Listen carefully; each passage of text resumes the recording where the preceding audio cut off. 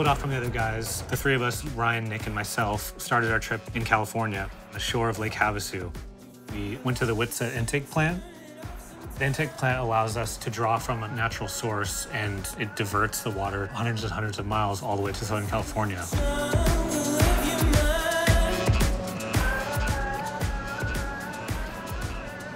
So this is beachfront property. Right. At its best. About 25% of the water used in Southern California comes from the Colorado River, typically. Right. The whole purpose of this pump house is it's the first steps of a ladder. We're kind of pushing water up hills until you hit the coastal plain of Southern California, and then it goes downhill from there. This has been the bedrock of our supply now going on 75 years. Each one of these can deliver about what they call 200 cubic feet of water per second. So to put that in perspective, yeah. Think of 250 basketballs passing by your face every second. That's how much water is being delivered by each one. Each pipe.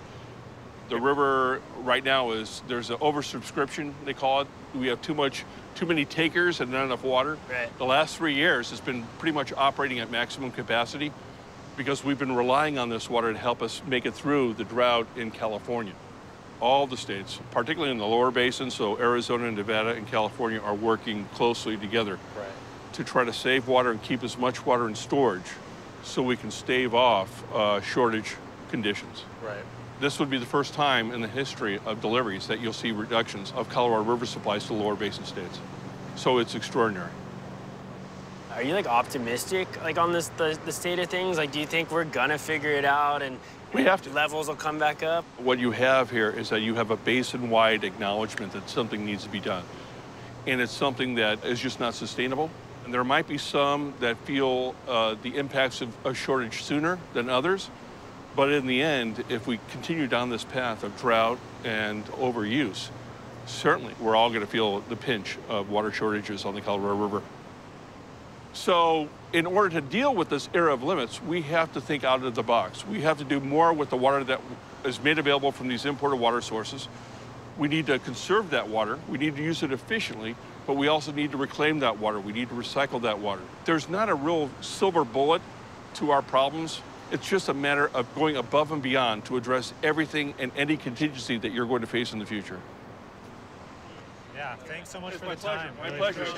I think we learned a lot from the intake plant at Lake Havasu, and Bob really showed us just like you kind of turn a switch at your home and you just assume that the same thing's happening at the river, but there's a lot of people and a lot of infrastructure to make that happen. Kind of blew our minds of what that plant does and how it brings water from that river to us. Thank you. And we're out.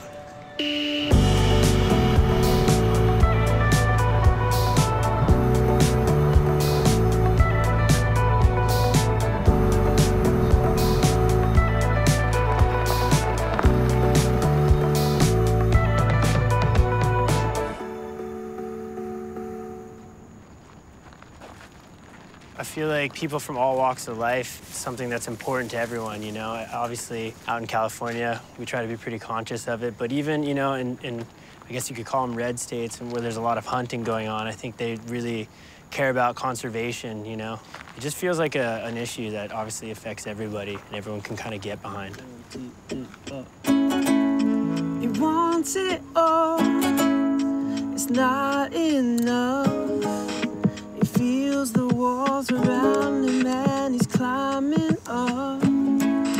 He takes the shot, he lines it up, and then he thinks about the consequences of you're only just a memory of knowing that's hard to hear, to say it's hard enough.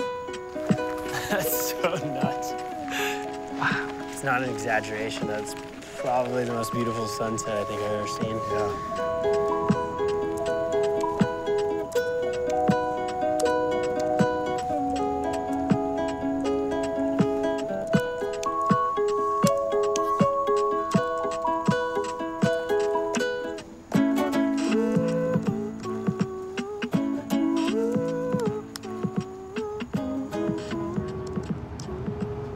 Ready? Let's take a left.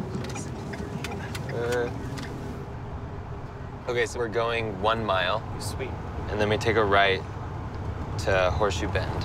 Okay. 1 mile? Yeah. The next day, we went to Horseshoe Bend in Arizona, which is this bend carved out by the Colorado River that's downstream from the Glen Canyon Dam and Lake Powell. When we got there, it took my breath away. I couldn't believe how beautiful and vast this huge thing was. Slow down. This is your turn. You're This is passing it? Yep. Okay, well, got a big van. Just gonna slam on the brakes. Got a lot of nice people in the car. Can you barrel roll? Wait, We're here. This so we're is it. parking? Okay, this is happening.